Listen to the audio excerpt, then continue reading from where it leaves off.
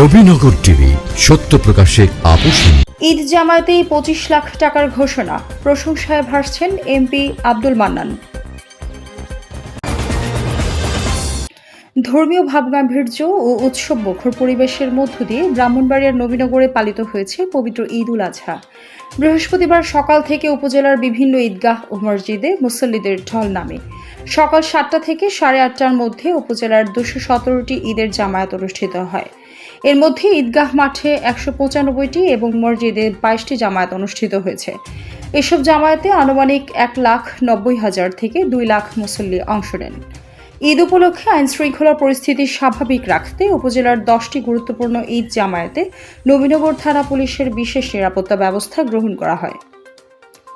এরই ধারাবাহিকতায় পৌর এলাকার নারায়ণপুর 4 গ্রাম ঈদগাহ মাঠে অনুষ্ঠিত ঈদের জামায়াতে অংশ নেন ব্রাহ্মণবাড়িয়া 5 নবীনগর আসনের সংসদ সদস্য অ্যাডভোকেট আব্দুল মান্নান।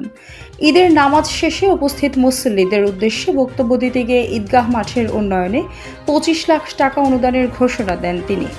এই সময় আব্দুল মান্নান বলেন, আমি এই গ্রামের সন্তান, এই গ্রামের প্রতি আমার দায়বদ্ধতা রয়েছে। যে টাকা দেওয়া হবে আপনারা ঈদগাহ উন্নয়নে যেখানে যেটা প্রয়োজন সেভাবে খরচ করে উন্নয়ন করবেন।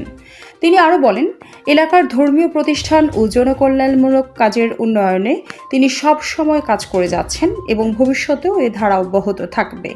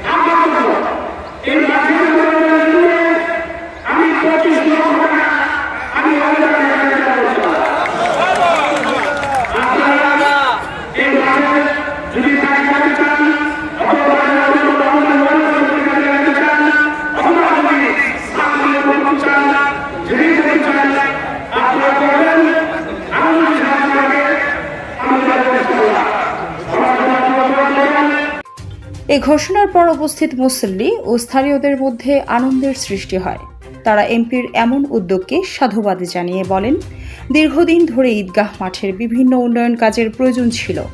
এই অনুদানের মাধ্যমে মাঠের অবকাঠামোগত উন্নয়ন সহ প্রয়োজনীয় কাজ বাস্তবায়ন করা সম্ভব হবে। ঈদের জামায়াতে স্থানীয় গণ্যমান্য ব্যক্তিবর্গ, রাজনৈতিক নেতাকর্মী ও বিভিন্ন শ্রেণী পেশার মানুষ অংশ নেন। পরে দেশ ও জাতির শান্তি, সমৃদ্ধি ও কল্যাণ কামনা করে বিশেষ মোনাজাত অনুষ্ঠিত হয়।